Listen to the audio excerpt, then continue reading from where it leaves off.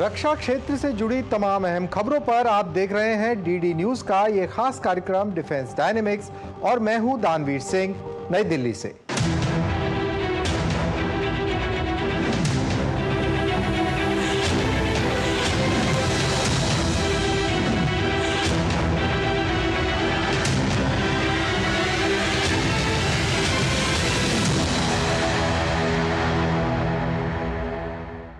भारत ने एक major theatre level strategic exercise TROPEX का आयोजन किया।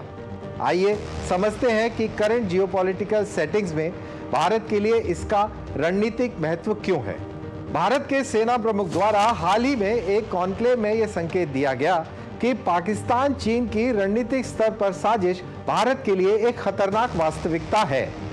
क्या पाकिस्तान की वायुसेना द्वारा चीन के 5वीं पीढ़ी के J-35 विमान को खरीदना इस मामले में ताजा उदाहरण है। भारत ने सिलीगुड़ी कॉरिडोर के निकट पूर्वी कमान में कई सैन्य अभ्यास इस वर्ष जनवरी से अब तक आयोजित किए हैं, जिसमें सबसे हालिया अभ्यास एंटी टैंक अभ्यास था। और सीरिया में युद्ध अभी समाप्त नहीं हुआ है, जहां असद समर्थक लड़ाकों और सीरियाई सेना के बीच ताजा संघर्ष हुआ है, जिसमें 1000 से अधिक लोगों के मारे जाने की खबरें हैं। हम इन सभी विषयों पर गहराई से विश्लेषण करेंगे, लेकिन पहले प्रमुख ग्लोबल डिफेंस की हेडलाइंस पर नजर डाल लेते हैं। यूनाइटेड किंगडम यूक्रेन को LTS tactical unmanned aircraft system प्रदान करेगा। LTS 600M को मल्टीपल सीकर और वॉरहेड ऑप्शंस को अकोमोडेट करने के लिए डिजाइन किया गया है, जबकि ये मौजूदा बाजार में उपलब्ध प्रणालियों की तुलना में लॉइटरिंग टाइम और रेंज को दुगना करता है। इसे 4 घंटे से अधिक की स्थिरता के साथ लिस्टेड किया गया है। भारत की सरकारी कंपनी भारत इलेक्ट्रॉनिक्स लिमिटेड ने भारतीय सेना को Swati weapon locating radar WLR mark 1 की डिलीवरी पूरी कर दी है। स्वीडन नेटो के समर्थन में अपनी पहली विदेशी एयर डिफेंस तैनाती के तहत पोलैंड को साब ग्रिपेन कॉम्बैट एयरक्राफ्ट भेजने जा रहा है। स्वीडिश रक्षा मंत्री पॉल जॉनसन द्वारा 6 मार्च को घोषित किया कि इस तैनाती के तहत स्वीडिश एयरफोर्स पोलैंड में 2 अलग-अलग एयर डिफेंस मिशनों के लिए ग्रिपेन विमान भेजेगी। इंडोनेशियाई नौसेना इतालवी मरीना मिलिट्री असॉल्ट हेलीकॉप्टर एवं aircraft carrier ITS Giuseppe Garibaldi C551 को प्राप्त करने में रुचि रखती है। 1985 में लॉन्च किए गए इस कैरियर को अक्टूबर 2024 में रिजर्व में रखा गया था। इस सौदे में संभावित इतालवी नौसेना के 30 AV-8B Harrier 2 short take off और वर्टिकल लैंडिंग एयरक्राफ्ट में से कुछ का ट्रांसफर भी शामिल हो सकता है। भारत के रक्षा अनुसंधान एवं विकास संगठन DRDO ने हैदराबाद में आयोजित विज्ञान वैभव 2025 रक्षा प्रदर्शनी में एक short range ballistic missile SRBM BM-04 के पूर्ण पैमाने का मॉडल प्रस्तुत किया है। DRDO के अनुसार BM-04 कैनिस्टर प्रणाली से लॉन्च होती है और इसमें 2 स्टेज का सॉलिड फ्यूल प्रोपल्शन सिस्टम है तथा 500 किलोग्राम के कन्वेंशनल वॉरहेड के साथ इसकी मारक क्षमता 400 से 1500 किलोमीटर की है। भारतीय नौसेना की theatre level operational exercise TROPEX जनवरी से मार्च 2025 तक 3 महीने की अवधि में आयोजित की गई थी। यह अभ्यास मार्च की शुरुआत में समाप्त हुआ। इसका उद्देश्य नौसेना के कई स्ट्रेटेजिक, ऑपरेशनल और टेक्टिकल ऑपरेशंस के सिद्धांतों को मान्यता देना था। इस एक्सरसाइज का स्केल, स्कोप और स्पैन आश्चर्यजनक रहा। इस संरचना में जो करंट जियोपॉलिटिकल रियलिटीज के अनुरूप नौसैनिक युद्ध के विभिन्न पहलुओं को शामिल करती है, एक एम्फीबियस एक्सरसाइज एम्फेक्स समापन चरण में भी शामिल थी। इसके अलावा इसमें एक जॉइंट वर्कअप फेज भी था, जो टारगेट पर शस्त्रों की सटीकता डिलीवरी को लेकर था। साइबर और इलेक्ट्रॉनिक्स युद्ध और एक टैक्टिकल फेज भी इस एक्सरसाइज में शामिल था। एक्सरसाइज ट्रॉपेक्स 2025 कितने विशाल क्षेत्र में फैली हुई थी, इसको समझने के लिए हम इस नक्शे का इस्तेमाल करते हैं, उसको आपको समझाते हैं। ये भारत है, भारत की स्थिति इस नक्शे पर। ये है straight of Hormuz. Straight of Hormuz से नीचे दक्षिण में 35 डिग्री लैटिट्यूड है और स्ट्रेट ऑफ हॉर्मुज से 35 डिग्री पैरेलल तक इसकी जो डिस्टेंस है 4300 नॉटिकल माइल का है। और अगर हम पश्चिम से पूर्व की बात करें तो आप कह लीजिए कि अफ्रीका के ईस्टर्न कोस्ट से लेकर और लोम्बोक स्ट्रेट, सुंदा और लोम्बोक स्ट्रेट तक ये पूरी दूरी तकरीबन 5000 नॉटिकल माइल्स की है। तो ये पूरी जो एक्सरसाइज ट्रोपेक्स जो कई सप्ताह तक चली, ये Arabian Sea, Indian Ocean, Bay of Bengal और इस पूरे इलाके के अंदर थी। ध्यान में रहे कि चाइना का जो विस्तारवाद है उससे ये सारे देश परेशान है। साउथ चाइना सी में उसकी काफी हरकतें होती हैं और साथ ही इंडियन ओशन को वो डोमिनेट करना चाहते हैं। तो उसी लिहाज से एक्सरसाइज ट्रोपेक्स सामरिक दृष्टिकोण से बहुत महत्वपूर्ण थी और पूरी दुनिया को ये संदेश देती है कि भारत की नेवी, भारत की सशस्त्र सेनाएं कितनी सक्षम है और इस पूरे इलाके के अंदर अगर कोई एकमात्र शक्ति है तो वो भारत है। अब इस पूरी एक्सरसाइज ट्रोपेक्स के अंदर क्या फोर्स लेवल हुए, इस पूरी एक्सरसाइज के संचालन क्षेत्र में कौन कौन से एसेट्स शामिल थे, तो 65 से 70 भारतीय नौसेना के युद्धपोत इसमें शामिल थे, 9 से 10 पनडुब्बियां और एयरफोर्स और नेवी के 80 फाइटर एयरक्राफ्ट, ट्रांसपोर्ट एयरक्राफ्ट और रिकॉनेसेंस एयरक्राफ्ट, साथ ही साथ हेलीकॉप्टर्स ने इसमें भाग लिया।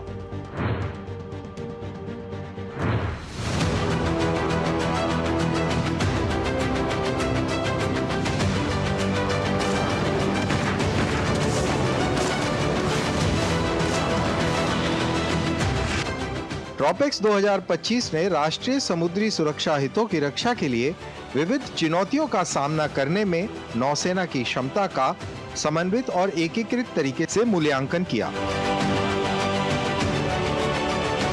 अरब सागर और बंगाल की खाड़ी सहित हिंद महासागर में आयोजित इस अभ्यास का संचालन क्षेत्र उत्तर से दक्षिण तक 35 डिग्री साउथ लैटिट्यूड तक लगभग 4300 नॉटिकल माइल्स तथा पश्चिम में हॉर्मुज जल डमरू मध्य से पूर्व में सुंदा और लोम्बुक जल डमरू तक 5000 नॉटिकल माइल्स तक फैला हुआ था।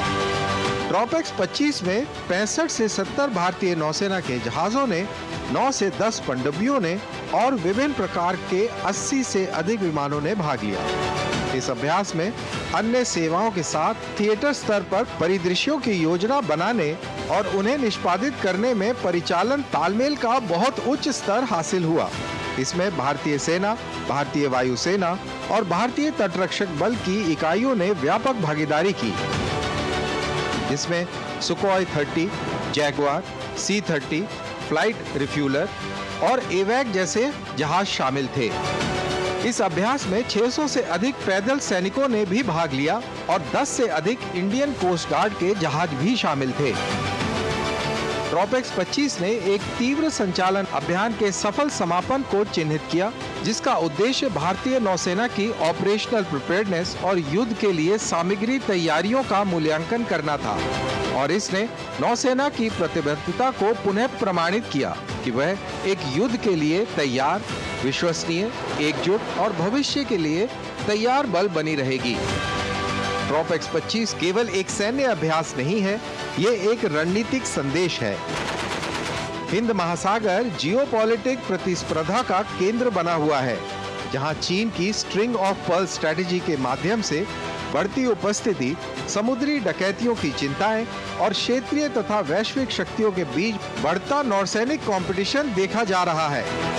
क्वाड अलायंस, जिसमें भारत, अमेरिका, जापान और ऑस्ट्रेलिया के क्वाड अलायंस द्वारा नौसैनिक सहयोग को बढ़ने और इंडो पैसिफिक क्षेत्र में चीन के आक्रामक चालों को लेकर तनाव बढ़ने के बीच भारत के अपने बैकयार्ड में आयोजित युद्ध अभ्यास उसके समुद्री शक्ति प्रदर्शन की याद दिलाता है। चीन के आक्रामक नौसैनिक विस्तार, दक्षिण चीन सागर में तनाव और हिंद महासागर के अगले बड़े युद्ध क्षेत्र के रूप में उभरने के साथ भारत का ट्रोपेक्स 25 शक्ति निवारण और तत्परता का स्पष्ट प्रदर्शन है।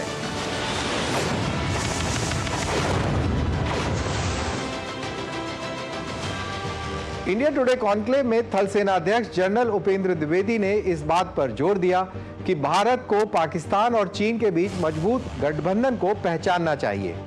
उन्होंने कहा, दोनों देशों के बीच महत्वपूर्ण मिलीभगत है जिसे हमें स्वीकार करना चाहिए। वर्चुअल स्पेस में यह लगभग पूर्ण है और भौतिक रूप से पाकिस्तान के अधिकांश सैन्य उपकरण चीन मूल के हैं। दोनों मोर्चों पर युद्ध का खतरा एक वास्तविकता है। ये एक वास्तविकता है जिसे हमें समझना होगा। क्योंकि हम चीन से पाकिस्तान की ओर बढ़ रहे हैं, इसलिए हमें यह स्पष्ट रूप से समझना होगा कि वहाँ मिलीभगत का स्तर बहुत अधिक है, जिसे हमें आभासी क्षेत्र के संदर्भ में स्वीकार करना होगा। यह भौतिक रूप से लगभग 100% है। अगर मैं ये कहूँ कि वहाँ मौजूद अधिकांश उपकरण चीनी मूल के हैं, रूस यूक्रेन युद्ध के दौरान किसी नेता ने कहा, मैं उसका नाम नहीं लेना चाहता, उन्होंने कहा कि आज की स्थिति में सब कुछ एक विशेष व्यवस्था के अनुसार है। केवल एक बटन एक विशेष देशवासियों द्वारा दबाया जा रहा है। अतः आज सांठगांठ के संबंध में यह स्थिति है। इसका मतलब यह है, जहां तक मेरा सवाल है, दो मोर्चों पर युद्ध मेरे लिए एक वास्तविकता है। अब मैं सेना प्रमुख के इस बयान को हमारे विश्लेषण के विषय के रूप में लेता हूं, ताकि पाकिस्तान चीन के रिश्ते की खतरनाक मिलीभगत को उजागर किया जा सके। परमाणु बम बनाने से लेकर मिसाइलों के विकास तक यह भयावह गठबंधन दशकों पुराना है। आज पाकिस्तान के उच्च तकनीकी हथियारों के भंडार में 90% से अधिक सैन्य उपकरण चीनी मूल के हैं। इस क्षेत्र में कई लोगों को इस बात की चिंता होनी चाहिए कि पाकिस्तान की तरफ से स्ट्रेटेजिक बैलेंस बिगड़ सकता है, क्योंकि पाकिस्तान की वायुसेना को चीन के 5वीं पीढ़ी के लड़ाकू विमान J-35 मिलने की संभावना है। ये खबर भले ही पिछले साल दिसंबर की हो, लेकिन भारतीय सेना प्रमुख जनरल उपेंद्र द्विवेदी के कहने पर यह बहुत महत्वपूर्ण हो जाती है कि दो मोर्चों पर युद्ध एक वास्तविकता है। उत्तरी और पश्चिमी दोनों ही तरफ से प्रतिद्वंदियों से हमें चिंता है। दोनों ही देश अपनी वायुसेना को बहुत तेजी से बढ़ा रहे हैं। जहां तक चीन का सवाल है, ये सिर्फ संख्या की बात नहीं है, यहाँ तक कि तकनीक भी बहुत तेजी से आगे बढ़ रही है। हमने हाल ही में नई पीढ़ी के लड़ाकू विमान की उड़ान देखी है, जिसे उन्होंने स्टेल्थ लड़ाकू विमान के रूप में उतारा है।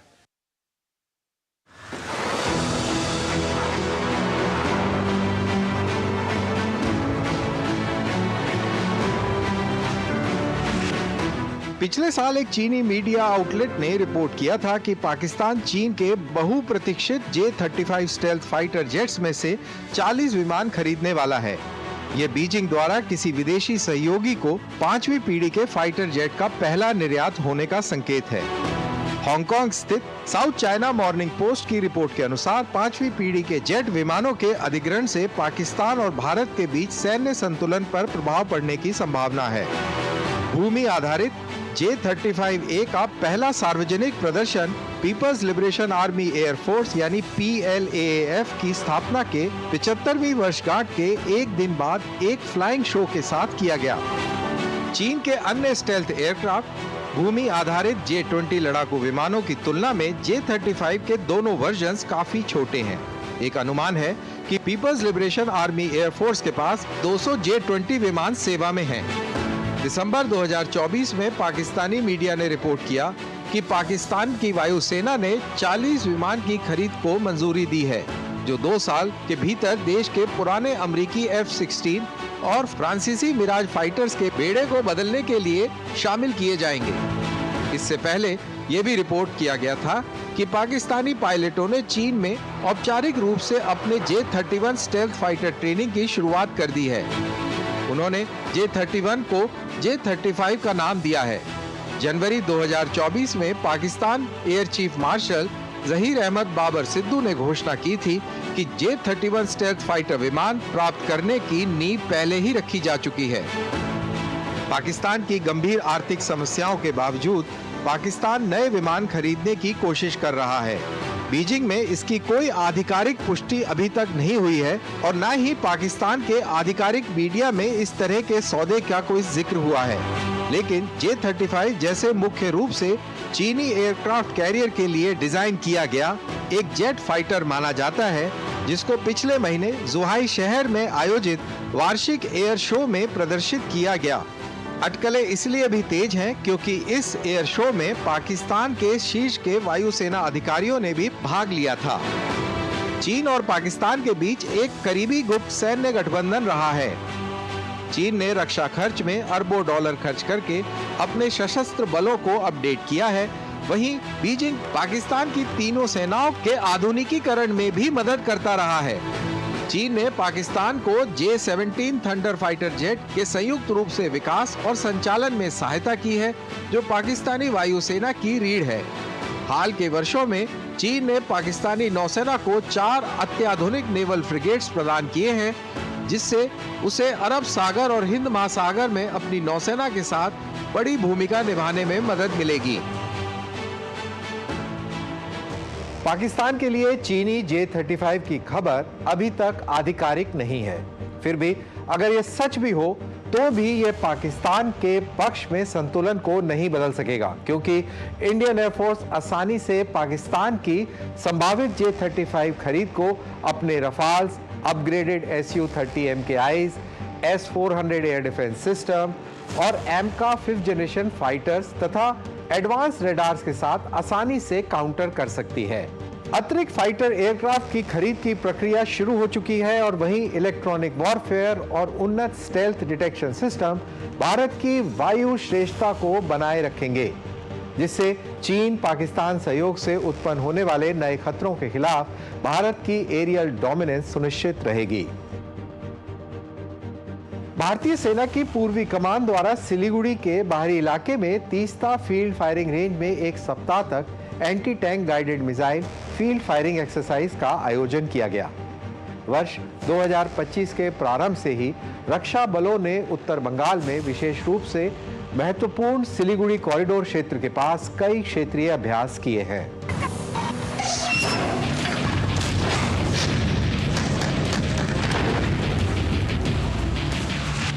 सेना की इन्फेंट्री और मैकेनाइज्ड इन्फेंट्री यूनिट ने इस अभ्यास में तालमेल, सामरिक समन्वय और युद्ध क्षेत्र में दक्षता का प्रदर्शन किया और अभ्यास के दौरान एंटी टैंक गाइडेड मिसाइल्स को दागते समय सटीक निशाना साधा। मैकेनाइज्ड इन्फेंट्री यूनिट्स ने इन्फेंट्री कॉम्बैट व्हीकल से मिसाइल लॉन्च करके अपनी मारक क्षमता का प्रदर्शन किया। यह अभ्यास आर्मर्ड टारगेट्स को सटीकता से संलग्न करने के लिए एंटी टैंक गाइडेड मिसाइल यानी ATGM का उपयोग करते हुए दिन और रात के समय विस्तारित रेंज पर सिमुलेटेड बैटलफील्ड परिस्थितियों में किया गया, जिससे इन्फेंट्री और मैकेनाइज्ड इन्फेंट्री के बीच समन्वित युद्ध के लिए निर्बाध एकीकरण सुनिश्चित हुआ।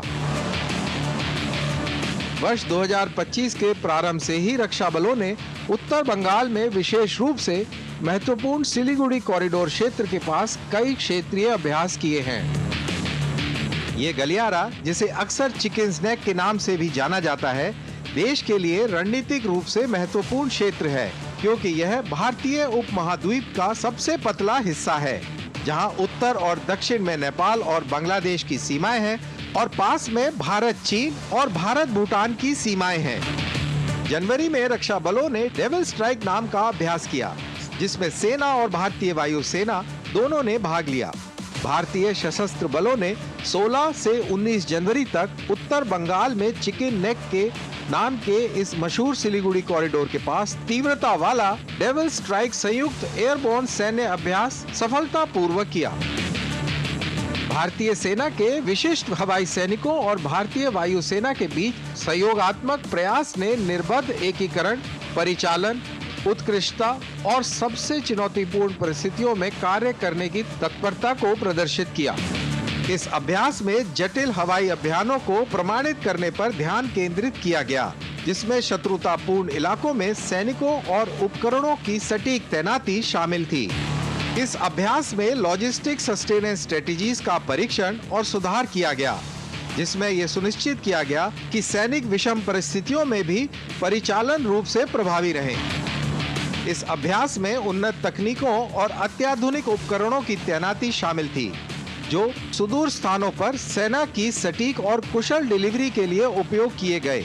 इसमें सेना और वायुसेना के बीच बेजोड़ समन्वय को प्रदर्शित करने वाले समन्वित एयरबोर्न ड्रिल्स का संचालन भी किया गया और मिशन परिदृश्यों को सफलतापूर्वक पूरा किया गया। जो वास्तविक दुनिया के परिचालन चुनौतियों का अनुकरण करते थे।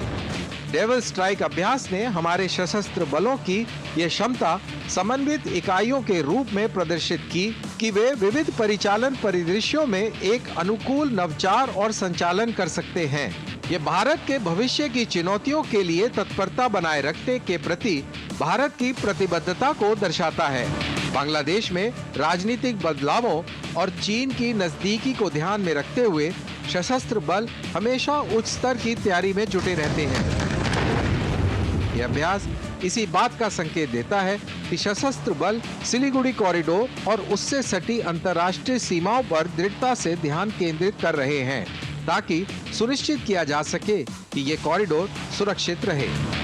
सिलीगुड़ी के पास केवल 24 किलोमीटर चौड़ा ये कॉरिडोर भारत के उत्तर पूर्वी हिस्सों को देश के बाकी हिस्सों से जोड़ने वाला एकमात्र परिवहन मार्ग है।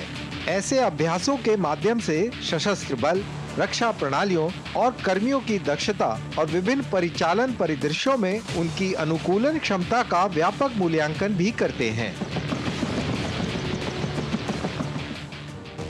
मध्य पूर्व में सीरिया में युद्ध अभी तक समाप्त नहीं हुआ है और बशर अल असद के समर्थकों के साथ इस्लामिस्ट लड़ रहे हैं। सीरिया के बनियास गैस पावर प्लांट में लड़ाई हुई, जिसमें कई सारे लोग मारे गए। ये घटना देश के अंतरिम राष्ट्रपति अहमद अल शरा द्वारा बढ़ती सांप्रदायिक हिंसा के बीच शांति की अपील के कुछ ही घंटों बाद हुई है, जिसमें तटीय क्षेत्रों में सैकड़ों नागरिक मारे गए हैं। सीरिया की सरकारी समाचार एजेंसी सना ने रविवार को रिपोर्ट किया कि बशर अल असद के समर्थकों द्वारा किए गए हमले के बाद ये खूनी संघर्ष शुरू हुआ है।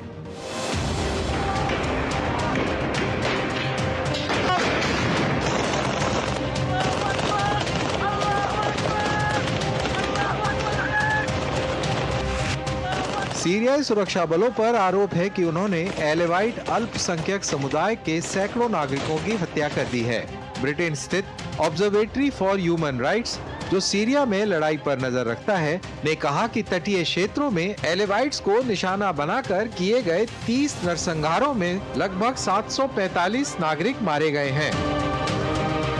बढ़ती हिंसा में मरने वालों की संख्या असद शासन के पतन के बाद से सबसे बड़ी हिंसा मानी जा रही है। दमेस्कस के एक मस्जिद से बोलते हुए अंतरिम राष्ट्रपति ने कहा, जो कुछ वर्तमान में सीरिया में हो रहा है वो अपेक्षित चुनौतियों के अंतर्गत आता है। बशर अल असद और उनके परिवार के दशकों के दमनकारी शासन को पिछले दिसंबर में 14 साल के लंबे गृह युद्ध के बाद सत्ता से हटा दिया गया था।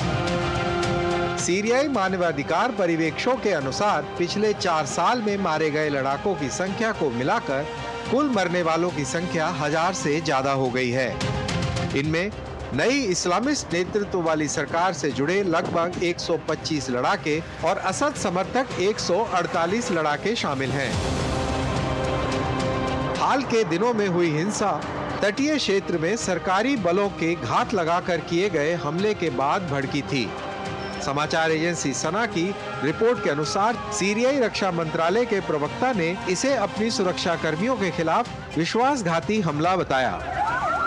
इसके बाद ये असद समर्थकों और सरकारी बलों के बीच संघर्ष की लहर में बदल गया। रिपोर्ट्स के अनुसार लड़ाई के बीच सैकड़ों नागरिकों ने तटीय प्रांत लतकिया और तारतूस से अपने घरों को छोड़ दिया है। अपदस्थ राष्ट्रपति बशर अल असद भी इसी अलावाइट समुदाय से संबंधित थे।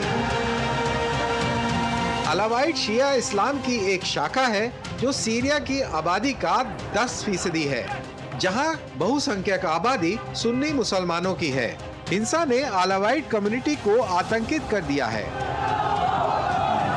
समाचार एजेंसी रॉयटर्स के अनुसार बड़ी संख्या में लोग लतकिया और हेमिम में स्थित एक रूसी सैन्य अड्डे पर शरण ले रहे हैं। रॉयटर्स द्वारा साझा किए गए वीडियो फुटेज में दर्जनों लोग बेस के बाहर पीपल वांट रशियन प्रोटेक्शन के नारे लगाते हुए दिखाई दिए।